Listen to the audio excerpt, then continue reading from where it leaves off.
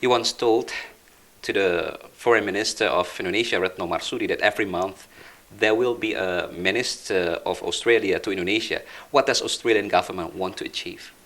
We have a very close relationship with Indonesia across a broad range of areas. Indeed, former Foreign Minister Marty Natalegawa and I went through a stocktake of the areas where Australia and Indonesia cooperate in forums, in treaties, in agreements, in workshops, and we came up with about 60 different forums, agreements, treaties, workshops across about 20 different government agencies and departments. So it's quite clear that we cooperate, collaborate, work together across a whole range of areas. So there is a lot of ministerial work for us to do, and we want to ensure that our ministers meet each other on a regular basis. Indeed, I hope to be meeting Foreign Minister Marsudi this weekend as we work together on the Indian Ocean Rim Association, IORA.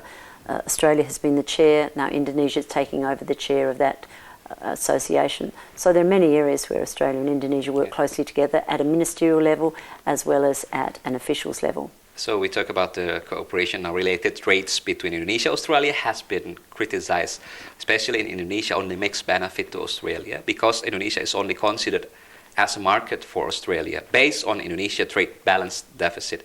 How you handle these critics? Well, I always look at things positively. It's very easy to be critical. I think it's much more useful to be positive about the relationship, and I am.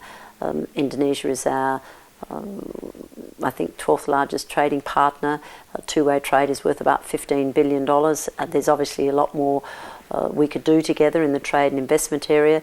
Our Trade and Investment Minister is visiting Indonesia with a large business delegation shortly, and we want to see enhanced commercial and economic ties between our two countries. We see that that would benefit Indonesia, it would benefit Australia.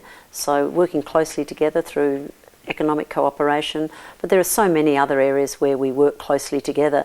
In education, for example, we are now sending young Australian students into the region, our undergraduates, to live and study in countries in our region. We started with a pilot program for what is called the New Colombo Plan, and Indonesia was one of 4 locations that took part in that pilot program.